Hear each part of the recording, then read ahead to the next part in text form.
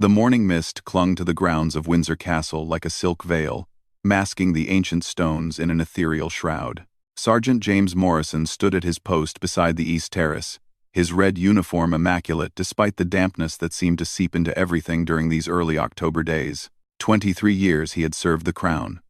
23 years of unwavering dedication that had earned him the respect of his peers and the trust of the royal family. James had joined the Queen's Guard as a young man of 19, fresh from his village in Yorkshire with dreams of serving something greater than himself. His father had been a coal miner, his grandfather before him, but James had always felt called to a different path.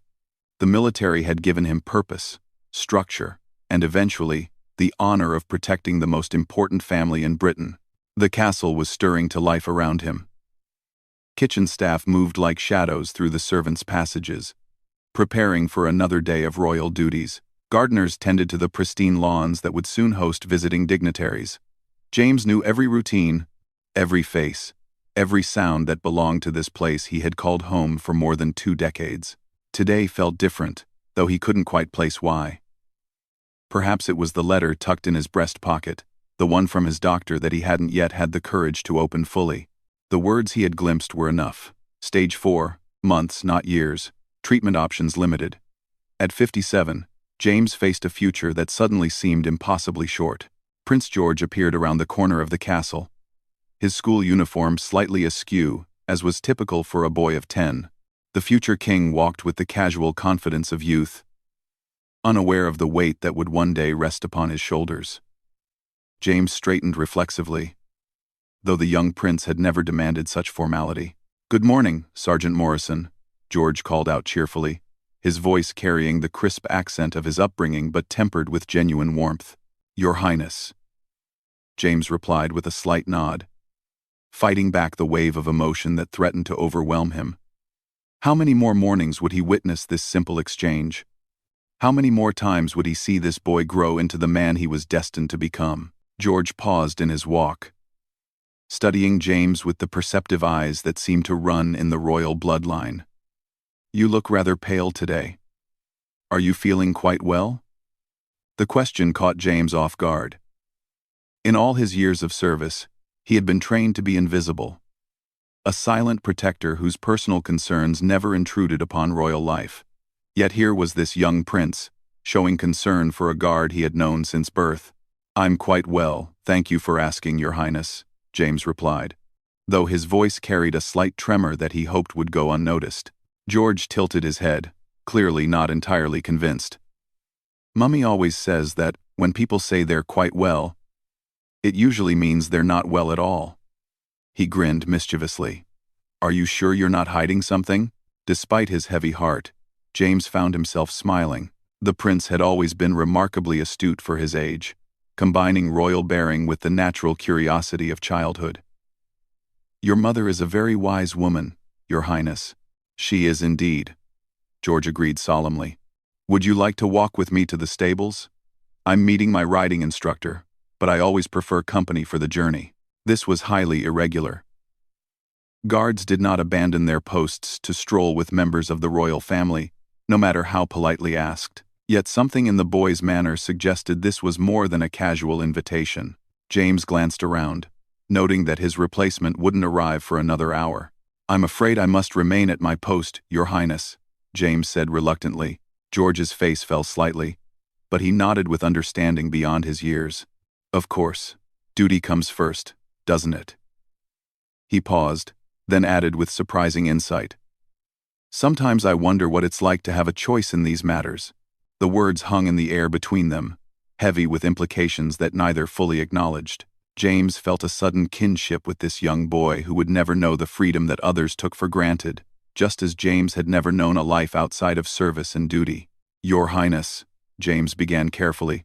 "May I speak freely?" George's eyes lit up with interest. "Always, Sergeant Morrison. I value honest conversation above all else." "Choice is a complicated thing," James said slowly, choosing his words with care. "Sometimes we believe we have no choices, when in fact we have more than we realize. Other times, we think we have many options, only to discover that honor and duty guide us toward a single path. The prince considered this thoughtfully. Are you speaking from experience? James nodded, his hand unconsciously moving toward the letter in his pocket. I am indeed, Your Highness. I find myself at a crossroads, wondering whether the path I've chosen all these years is still the right one. What sort of crossroads? George asked, settling onto a nearby stone bench as if prepared for a longer conversation. James hesitated.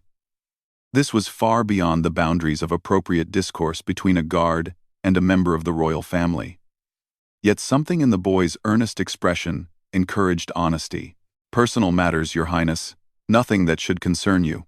Everything that concerns the people who serve our family concerns me. George replied, with unexpected gravity. Grandfather always says that leadership means caring about those who dedicate their lives to something larger than themselves. The simple wisdom of these words struck James profoundly.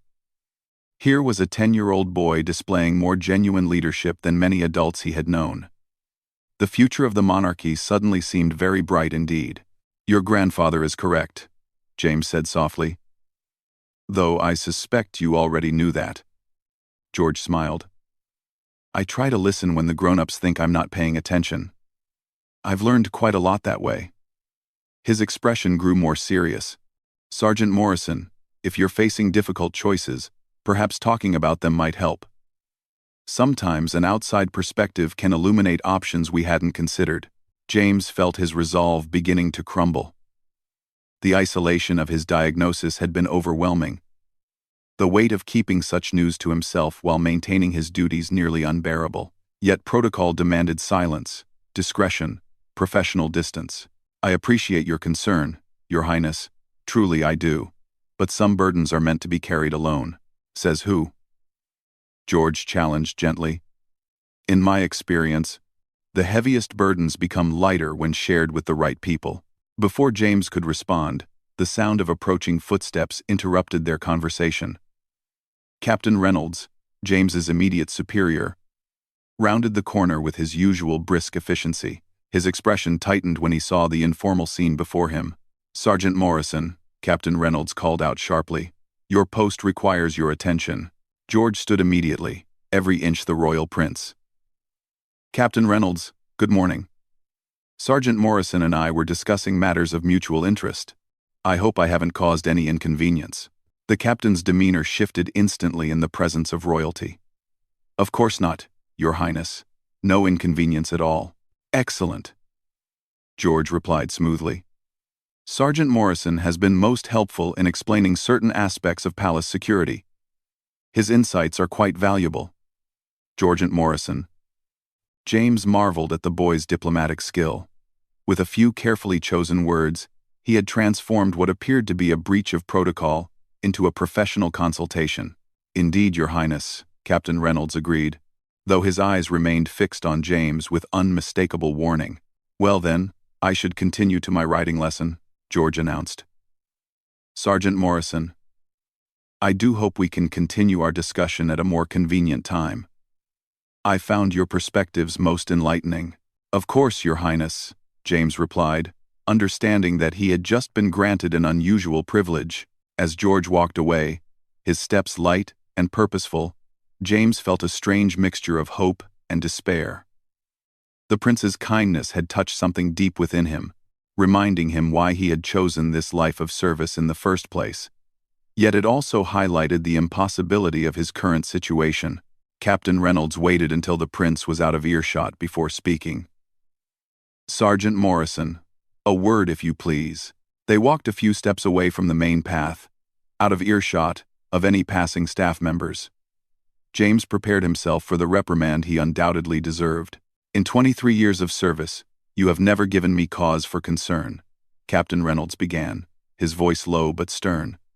Your conduct has been exemplary, your dedication unquestioned, which is why I find this morning's display particularly troubling. Sir, I can explain. No explanation necessary, Sergeant. Prince George is known for his curiosity and his tendency to engage with staff members. However, you are experienced enough to redirect such conversations appropriately without appearing rude. James nodded, accepting the criticism he knew was justified. Yes, sir. You're absolutely correct. Is everything all right, Morrison? You seem— Captain Reynolds paused, studying his subordinate's face carefully. Distracted lately. Off your usual standard. The direct question hung between them. James had served under Captain Reynolds for 8 years, and the man had developed an ability to read his soldiers that bordered on supernatural. Lying would be pointless, but the full truth was impossible. Personal matters, sir. Nothing that interferes with my duties. See that it doesn't, Captain Reynolds replied curtly. The royal family depends on our absolute focus and professionalism. They deserve nothing less. Understood, sir. As Captain Reynolds walked away, James returned to his post with a heavy heart. The morning sun had burned away the mist, revealing the full beauty of the castle grounds in sharp detail. Every stone, every tree, every carefully manicured garden bed told the story of centuries of tradition and continuity. He thought about Prince George's words regarding choice and burden sharing. The boy possessed an wisdom that seemed far beyond his years, a natural empathy that promised great things for the future of the monarchy. Yet James couldn't escape the irony of his situation. Here was a young prince offering comfort and counsel to a guard who was supposed to protect him, not burden him with personal troubles. The letter in his pocket seemed to grow heavier with each passing moment. Dr. Williams had been direct but compassionate during their appointment 3 days ago. Pancreatic cancer. Advanced stage. Treatment options limited primarily to pain management and maintaining quality of life for whatever time remained. 6 months. Perhaps 9, if he was fortunate. James had served the crown faithfully for more than 2 decades, but now his body was betraying that service. How could he continue to protect the royal family when he could barely protect himself? How could he maintain the vigilance and physical readiness his position required when each day brought new weakness, new pain? Yet the thought of leaving seemed equally impossible. This castle, this duty, this purpose had defined his entire adult life. His small flat in the staff quarters contained few personal possessions beyond his uniforms and a handful of books. He had no family of his own, having devoted himself so completely to serving the royal family that personal relationships had always seemed secondary. The morning continued with its familiar rhythms. Tourists began gathering outside the gates, cameras ready to capture any glimpse of royalty. James watched them with the practiced eye of a professional, noting faces, behaviors, anything that might indicate threat or concern. 23 years of such vigilance had made the assessment automatic, unconscious. Around midday, as James was preparing to break for lunch, Prince George appeared again. This time he was accompanied by his younger sister, Princess Charlotte, and their nanny, Maria. The children walked with the casual confidence of those born to privilege, yet without the arrogance that might be expected. "Sergeant Morrison," George called out as they approached. "I hope your morning has been pleasant." "Indeed it has, Your Highness," James replied, noting how the prince's presence seemed to brighten the very air around him. Princess Charlotte, ever the curious 7-year-old, stepped forward boldly. "George says you've been very helpful with explaining things about the castle. Could you tell us about the old suit of armor in the Great Hall?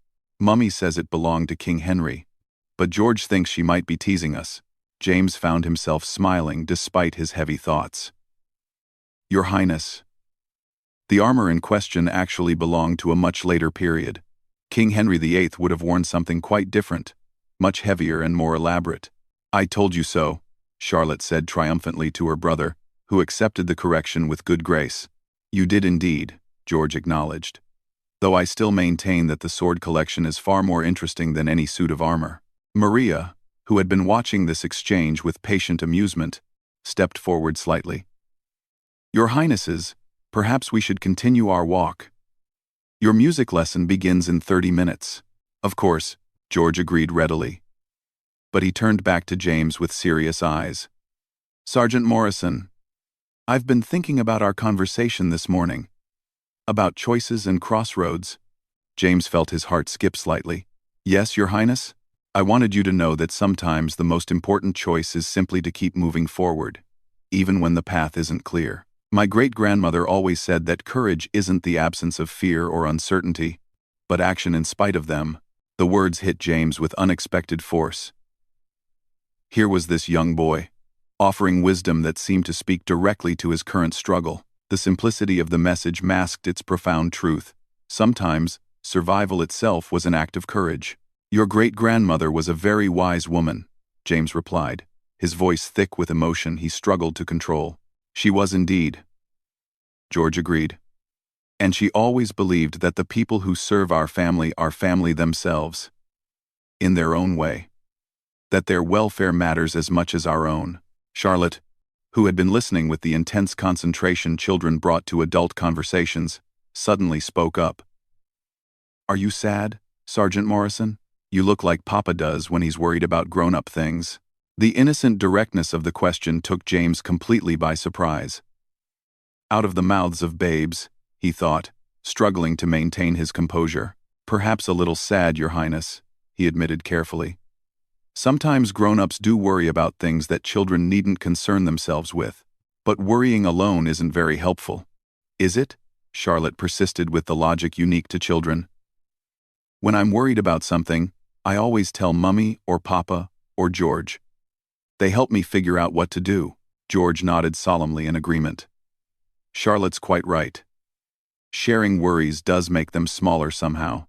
Maria intervened gently but firmly. "Your Highnesses, your music teacher will be waiting." "Yes, of course," George said, but he maintained eye contact with James. "Sergeant Morrison, would you consider what we've discussed? Sometimes the bravest thing we can do is allow others to help us carry our burdens." As the small group walked away, James felt tears threatening for the first time since receiving his diagnosis. The kindness of these children, their genuine concern for his welfare, their innocent wisdom about sharing burdens and seeking help, it all combined to create a moment of clarity he hadn't expected. Perhaps he had been thinking about his situation all wrong. Perhaps the choice wasn't between continuing his service or abandoning it, between maintaining his silence or burdening others with his troubles. Perhaps there were other options he hadn't considered, other ways to honor both his duty and his humanity. The afternoon sun cast long shadows across the castle grounds as James returned to his duties with a slightly lighter heart. The letter in his pocket remained unchanged, the diagnosis unaltered. But somehow the conversation with Prince George and Princess Charlotte had shifted his perspective in ways he was only beginning to understand. For the first time in days, James began to consider that courage might not require facing his future alone. The following morning brought with it an unexpected invitation that would change everything. James had just finished his breakfast in the staff dining hall when young Thomas, one of the junior attendants, approached his table with an envelope bearing the royal seal. "Sergeant Morrison, sir," Thomas said breathlessly, clearly awed by the importance of his errand. "This came directly from Prince George's private secretary. I was instructed to deliver it personally." James accepted the envelope with hands that trembled slightly.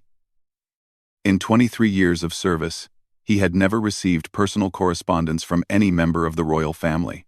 Official commendations, duty rosters, and ceremonial invitations were one thing, but this felt different, more intimate somehow. Breaking the wax seal carefully, James unfolded the heavy cream paper to reveal Prince George's careful handwriting. "Dear Sergeant Morrison, I hope this letter finds you in good spirits.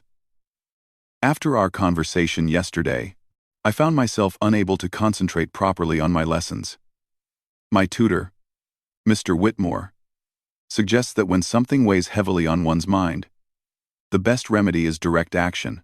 Therefore, I would be honored if you would join me for tea this afternoon at 4 o'clock in the blue drawing room. I realize this is highly irregular, and if protocol prevents such a meeting, I understand completely. However, I believe there are matters of mutual concern that warrant discussion. My parents have given their permission for this meeting, should you choose to accept. With sincere regards, George." James read the letter 3 times, each reading bringing fresh astonishment. Not only had Prince George thought enough of their brief conversation to lose sleep over it, but he had somehow convinced his parents to allow this unprecedented meeting. The implications were staggering. Captain Reynolds appeared at James's elbow, as if materializing from thin air. "Sergeant Morrison, I trust that's nothing requiring immediate attention?" James looked up, still dazed by the letter's contents. "Sir, this is Rather unusual. May I? Captain Reynolds extended his hand, and James reluctantly surrendered the letter. The captain's eyebrows rose steadily as he read, his expressions cycling through surprise, confusion, and what might have been admiration. Well, he said finally, returning the letter. In 30 years of service, I've never seen anything quite like this. Sir, I'm not sure what I should do. The protocol for such a situation. There is no protocol for such a situation, Morrison, Captain Reynolds interrupted, his tone thoughtful rather than reproving. Prince George has essentially created his own diplomatic precedent. He paused, studying James's face carefully. The question is, what prompted such unprecedented interest in your welfare? James felt the weight of the letter in his pocket, the medical diagnosis that had begun to feel like a death sentence. How could he explain that a 10-year-old prince had somehow sensed his distress and responded with more compassion than many adults would show? I believe His Highness is simply demonstrating the empathy and leadership qualities that will serve him well in the future, James said carefully. Captain Reynolds nodded slowly. Indeed. And your response to this invitation? I'm honestly not sure, sir. Part of me feels it would be inappropriate to burden a child with adult concerns, royal or not. Yet another part recognizes that refusing such a gracious invitation might cause more harm than accepting it. A wise assessment, Captain Reynolds agreed. Morrison, in the 8 years I've supervised your service, you've demonstrated exceptional judgment. I'm inclined to trust that judgment now, regardless of how unusual the circumstances. The permission implicit in these words both relieved and terrified James. Thank you, sir. However, Captain Reynolds continued, I would suggest extreme discretion in whatever you choose to discuss. Prince George may be unusually mature for his age, but he remains a child who should be protected from unnecessarily heavy burdens. Understood, sir. As Captain Reynolds walked away, James found himself facing the remainder of the day with a mixture of anticipation and dread. How did one prepare for tea with a future king? How much truth was appropriate to share with someone so young, regardless of their position? And what possible help could a 10-year-old offer to a man facing his mortality? The hours passed with agonizing slowness. James performed his duties mechanically, his mind constantly returning to the approaching meeting. He changed into his dress uniform, polished his shoes to mirror brightness, and rehearsed various conversations in his head, each seeming more inadequate than the last. At precisely 4 o'clock, James presented himself at the entrance to the blue drawing room. The footman on duty, Michael, greeted him with barely concealed curiosity. Sergeant Morrison, His Highness is expecting you, Michael announced formally, though his eyes sparkled with interest at this break from routine. James entered the elegant room to find Prince George seated at a small table set for two. The boy had changed from his school clothes into more formal attire, and he rose politely as James was announced. Sergeant Morrison, thank you so much for coming, George said with genuine warmth. Please, sit wherever you're comfortable. James took the offered chair, marveling at the surreal nature of the situation. The blue drawing room, with its priceless artwork and centuries of history, had hosted kings and queens, prime ministers and ambassadors. Now it was the setting for tea between a dying guard and a compassionate prince. George poured tea with the practiced ease of someone raised in formal protocol. Yet his manner remained approachable and natural. I hope you don't mind Earl Grey. It's my favorite, though I suspect that's terribly predictable for someone of my background. Earl Grey is perfect, Your Highness, James replied, accepting the delicate china cup with hands that shook slightly. Please, just George for now, the prince said quietly. I think what we need to discuss transcends usual formalities. This casual intimacy was perhaps more shocking than the meeting itself. James had never heard any member of the royal family make such a request. Yet it felt entirely natural coming from this remarkable young man. George, James said carefully, testing the unfamiliar informality. I must confess, I'm not entirely sure why you've invited me here. George settled back in his chair, his expression growing serious beyond his years. Because yesterday morning I watched a man I've known my entire life struggle with something that was eating him alive from the inside. and because everyone else seems content to pretend they don't notice. The directness of this observation left James momentarily speechless. How had a 10-year-old perceived what his professional colleagues had either missed or chosen to ignore? "I see more than people think I do," George continued, as if reading James's thoughts. "Being a child, especially a royal child, means people often speak around you, rather than to you. They assume you don't understand adult concerns. But I've been watching and listening for as long as I can remember." "And what do you think you've observed?" James asked gently. "Someone who's received terrible news," George replied without hesitation. "Someone who's facing something frightening alone because he thinks it's his duty to bear that burden without burdening others. Someone who's forgotten that true strength sometimes means accepting help." The accuracy of this assessment hit James like a physical blow. Tears that he had held back for days suddenly threatened to overwhelm him, and he set down his teacup with trembling hands. "I apologize," he whispered. "This is hardly appropriate." "On the contrary," George interrupted firmly. "This is exactly what needs to happen. You've spent your entire adult life protecting my family. The least we can do is offer you the same protection when you need it most." The simple truth of these words broke through James's carefully maintained composure. For the first time since receiving his diagnosis, he allowed himself to truly feel the weight of what he was facing. "I'm dying," he said quietly, the words hanging in the air between them like a confession. "Cancer, advanced stage. The doctors say 6 months, perhaps 9, if I'm fortunate." George received this news with remarkable composure, his face grave but unsurprised. "I thought it might be something like that. You've had the look of someone carrying impossible weight." "I don't know what to do," James admitted, the relief of finally speaking the truth almost overwhelming. "I've served your family my entire adult life. This duty, this purpose, it's all I know. But how can I continue to protect others when I can't even protect myself? How can I maintain the physical and mental standards my position requires when each day brings new weakness?" George leaned forward, his young face filled with wisdom that seemed impossible for someone his age.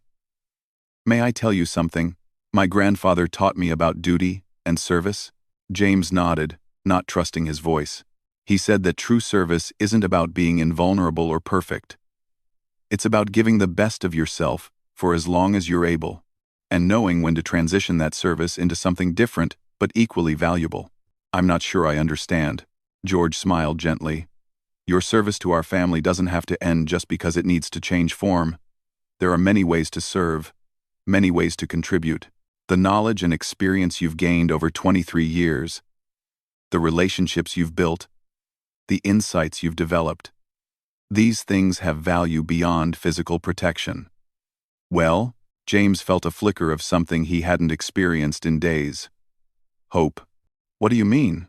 "I mean that someone with your experience could train new guards, could help develop better security protocols, could serve as an advisor on matters requiring institutional knowledge. Your diagnosis changes your capabilities, but it doesn't erase your value."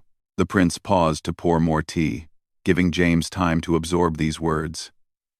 When he continued, his voice carried the authority of someone born to lead, despite his youth. "Moreover, hiding your condition serves no one's interests. The palace medical staff are among the best in the world.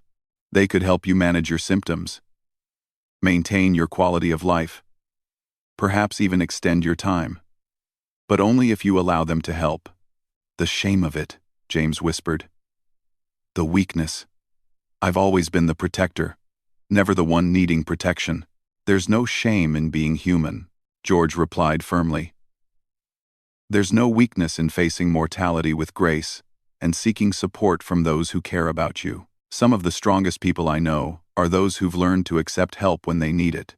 James looked around the elegant room, at this young prince who spoke with such wisdom and compassion, and felt something shift deep within his chest. Perhaps his story didn't have to end with resignation and isolation. Perhaps there were other chapters to be written. "Your parents," James said suddenly. "They know about this conversation, about why you invited me here." George nodded. "I spoke with them last evening." I explained that I believed one of our most dedicated staff members was facing a personal crisis and needed support. They agreed that the welfare of those who serve our family should be our highest priority. And if I choose to reveal my condition, to seek the help you're suggesting, then you'll have the full support of the royal household, George replied without hesitation. Medical care, schedule adjustments, whatever modifications are needed to allow you to continue serving, in whatever capacity works best for your situation. The generosity of this offer was almost incomprehensible. James had expected his diagnosis to end his career, to force him into isolated retirement while his body slowly failed. Instead, he was being offered continued purpose, medical support, and the dignity of transitioning rather than simply surrendering. "Why?" he asked, his voice barely above a whisper. "Why would you do this for someone like me?" George's expression softened, revealing the child beneath the remarkable maturity. "Because you've been part of my life since I was born. Because your dedication and service have contributed to my safety and my family's security every single day for over 2 decades. Because when I think about courage and honor and duty, I think about people like you." He paused, then continued with simple sincerity. "And because everyone deserves to face their greatest challenges with support and dignity, regardless of their position in life." James felt tears sliding down his cheeks now, but they were different than the tears he had held back for days. These were tears of relief, of gratitude, of a hope he had thought permanently lost. "I don't know how to thank you," he managed. "You don't need to thank me," George replied. "You just need to let us help you. Can you do that?" James nodded, not trusting his voice. For the first time since receiving his diagnosis, the future seemed to hold possibilities beyond mere survival. They sat in comfortable silence for several minutes, the weight of the conversation settling between them like a bridge built across an impossible chasm. Finally, George spoke again. "There's one more thing I want you to consider," he said carefully. "Your experience, your knowledge of security, your understanding of how this place works. These things shouldn't die with you. Have you ever thought about writing down what you've learned, creating some kind of record that could benefit future guards and security personnel?" The idea had never occurred to James, but it immediately sparked something deep within him. A memoir of sorts? A training manual? "Something like that," George agreed enthusiastically. "A legacy that ensures your years of service continue to benefit others long after. Well, long into the future." The prospect of creating something lasting, something that would outlive his physical presence, suddenly seemed like the most important work he could possibly undertake. His accumulated knowledge, his insights into royal protection, his understanding of palace dynamics, all of it could serve a purpose beyond his own mortality. "I think," James said slowly, "that might be the most meaningful work I've ever been asked to undertake." George smiled, and for a moment, he looked exactly like the 10-year-old boy he was, pleased with having solved a complex problem. "Excellent. I'll speak with my father about providing you with whatever resources you need. Secretarial assistance, access to historical records, whatever would be most helpful." As the tea service came to an end, James felt as though he was leaving this room as a fundamentally different person than the one who had entered it. The diagnosis remained unchanged, the timeline unaltered, but his understanding of what lay ahead had been completely transformed. "Your Highness, George," he corrected himself, "this conversation has given me more hope than I thought possible."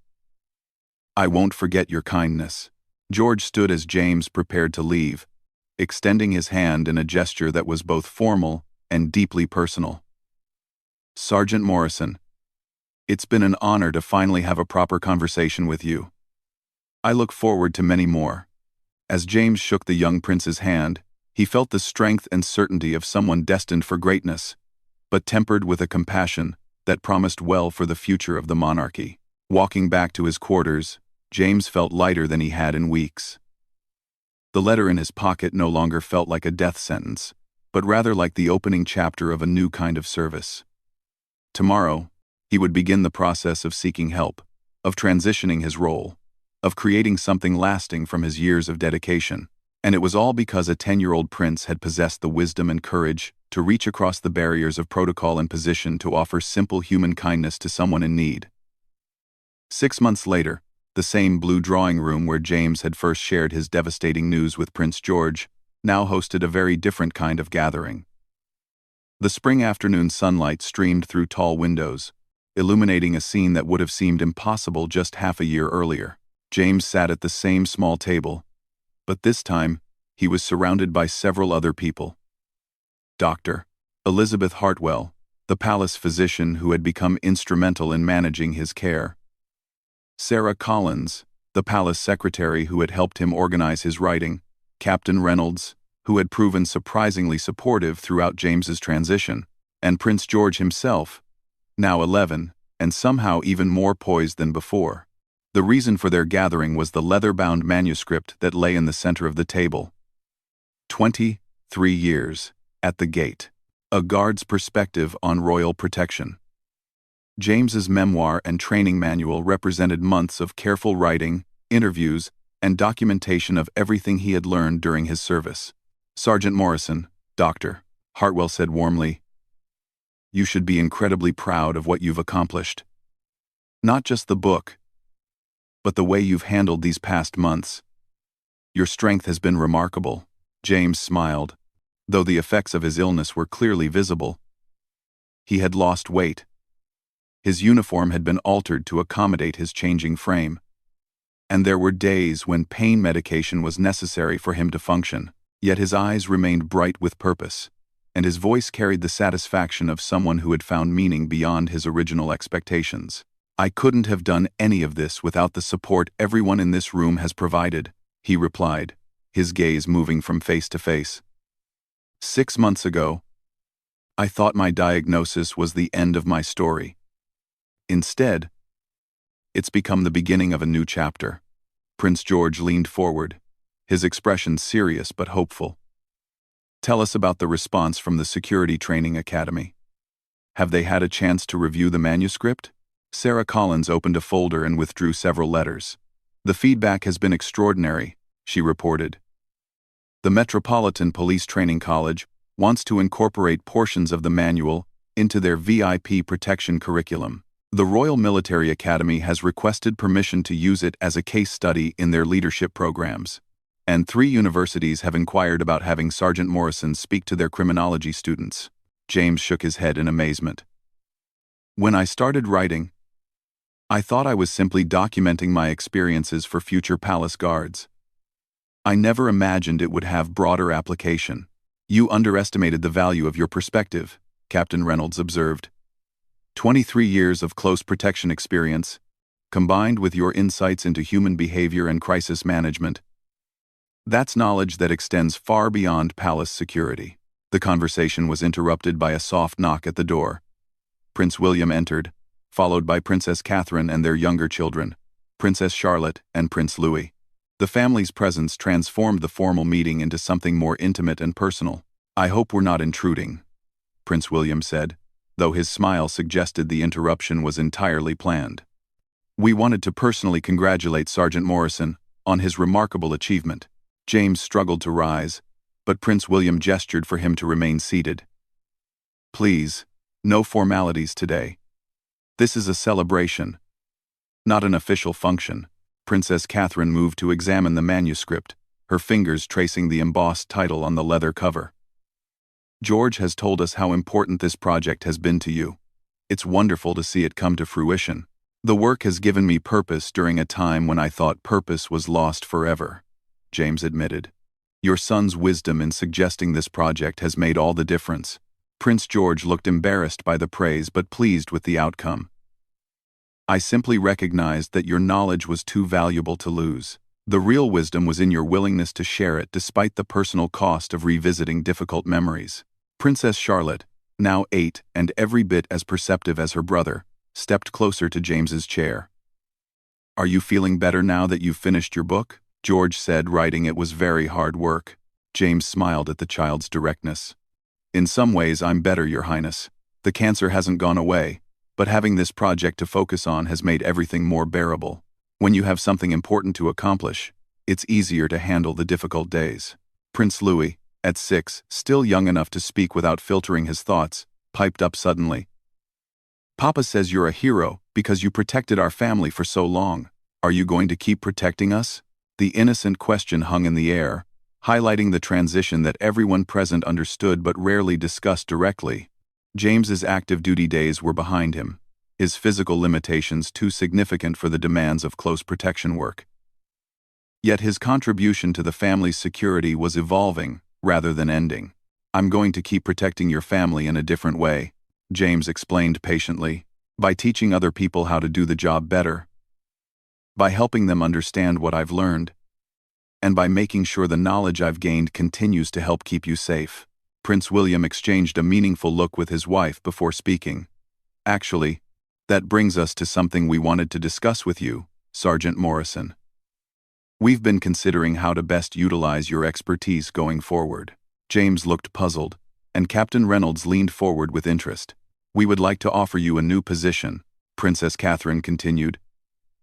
Senior Advisor on Protection Protocol. You would work with the security team to develop training programs, review procedures, and serve as a consultant on complex protection scenarios. The role would accommodate your health needs while utilizing your expertise.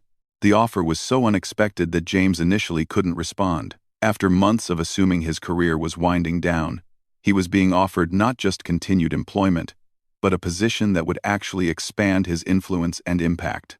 The salary would be commensurate with the senior advisory level, Prince William added, and the position would come with access to the best medical care available, including experimental treatments that might not otherwise be accessible. Dr. Hartwell nodded approvingly. We've made significant advances in pancreatic cancer treatment in recent months. With proper support and cutting-edge therapy, we might be able to extend your timeline considerably beyond the original prognosis. James felt overwhelmed by the generosity of the offer and the possibilities it represented. I don't know what to say. This is far beyond anything I could have imagined. Say yes, Prince George suggested with a grin. We need your expertise. And besides, you still owe me several more conversations about history and duty and leadership. I'm nowhere near finished learning from you. The laughter that followed broke the emotional tension in the room, but it also highlighted the genuine relationships that had developed from what began as a simple act of kindness between a young prince and a dying guard. There's one more thing, Prince William said, his tone becoming more formal. We've spoken with the Queen, and she would like to personally present you with the Royal Victorian Order in recognition of your exceptional service. The ceremony would be private, just family and close staff, but it would formally acknowledge your contributions to the crown. James felt tears welling in his eyes for what seemed like the 100th time in recent months. The Royal Victorian Order was one of the highest honors the monarchy could bestow, typically reserved for those whose service went far beyond the ordinary call of duty. Your Highness, I'm deeply honored, he managed. When I first received my diagnosis, I thought I was facing disgrace and abandonment. Instead, I've found support, purpose, and recognition beyond my wildest dreams. You've also found family, Princess Catherine added gently. Because that's what you've been to us all these years, whether you realized it or not. As the afternoon drew to a close, and the royal family prepared to leave, Prince George approached James one final time. The boy who had initiated this transformation with a simple observation about choice and burden sharing had grown noticeably in the past 6 months. Not just physically but in confidence and understanding. Sergeant Morrison, he said formally, then dropped to a more conversational tone. James, I wanted you to know that watching you handle these challenges has taught me more about courage and grace than any formal lesson ever could. Your Highness, if I've displayed any courage at all, it's only because you gave me the opportunity to do so. Your kindness saved my life in ways that have nothing to do with medicine. George smiled, then extended his hand for what had become their customary farewell handshake. I prefer to think we saved each other. You taught me that real leadership means caring for the people who serve alongside us, and I gave you a chance to remember your own worth. As the room emptied and James sat alone with his finished manuscript, he reflected on the extraordinary journey that had brought him to this moment. 6 months ago, He had been a dying man with no hope beyond managing his final decline. Now he was looking forward to years of meaningful work, continued purpose, and relationships that had transcended the formal boundaries of royal service. The cancer remained, of course. There would be difficult days ahead, treatments to endure, gradual decline to manage. But those realities no longer defined his existence. Instead, he was sustained by work that mattered, by relationships built on mutual respect and genuine affection, and by the knowledge that his years of service would continue to benefit others long after his personal contribution ended. A year later, James would attend Prince George's 12th birthday celebration, healthy enough to participate fully in the festivities, thanks to cutting-edge treatments made possible by his new position. 2 years after that, he would witness the prince's confirmation, standing among family friends rather than professional staff. 5 years in the future, he would help train the next generation of royal protection officers, his manual having become standard reading in security programs across the Commonwealth. But more importantly, he would continue to serve as an unofficial advisor to Prince George as the boy grew into adolescence and young adulthood, their relationship having evolved into something rare and precious. Genuine friendship between two people who had learned that wisdom and kindness could bridge any gap of age or position. The gentle act that had begun with a young prince's perceptive concern for a suffering guard had rippled outward in ways none of them could have anticipated. It had redefined what service meant, demonstrated that true leadership required empathy and action, and proven that sometimes the most profound changes in our lives come from the simple decision to reach out to someone in need.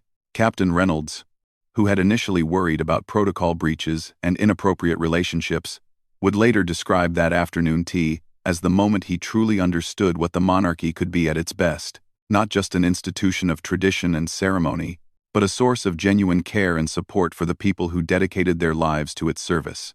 Dr. Hartwell would incorporate James's case into her medical papers, demonstrating how purpose and social support could dramatically impact outcomes for terminally ill patients. His survival well beyond initial projections became a testament to the healing power of hope and meaningful work, and Prince George would carry the lessons learned from James throughout his preparation for eventual kingship. That strength came from acknowledging vulnerability, that wisdom meant seeking counsel from unexpected sources, and that the measure of true leadership lay not in commanding obedience, but in inspiring others to become their best selves. As James finally rose from the table and carefully gathered his manuscript, he thought about the letter that still resided in his desk drawer. The original diagnosis that had seemed like a death sentence. He had kept it not as a morbid reminder of mortality, but as evidence of how completely a life could transform when compassion and courage intersected at just the right moment. The guard who had thought his story was ending had instead discovered it was just beginning. And it all started with a young prince who possessed the wisdom to see beyond protocol to the human being who needed help, and the courage to act on that observation despite every convention that argued against it. In the end, James Morrison would serve the crown for 15 more years in his advisory capacity, training hundreds of security personnel and contributing to protection innovations that would set global standards. But his greatest contribution would always be the example he set of how dignity, purpose, and hope could triumph over the darkest circumstances when supported by genuine human kindness. The gentle act from Prince George had indeed silenced the palace, but only long enough for everyone to recognize that sometimes the most important conversations happen when formal protocols give way to simple human compassion.